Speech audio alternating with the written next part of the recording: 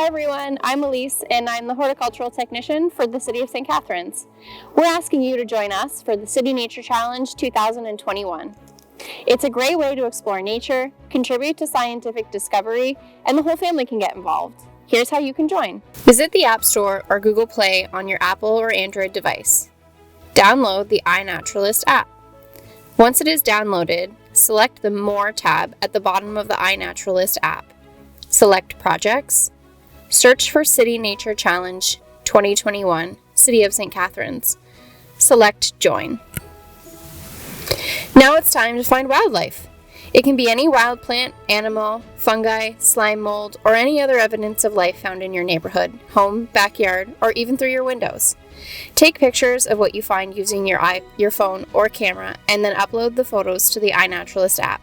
And learn more about the plants and animals you find as your observations are identified. The 2021 City Nature Challenge takes place in two parts. The first part, between April 30th to May 3rd, is taking pictures out in nature of wild animals and plants.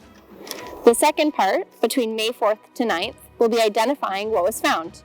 The results will be announced Monday, May 10th. For more information, you can go to www.stcatharines.ca/citynaturechallenege. Thanks for watching.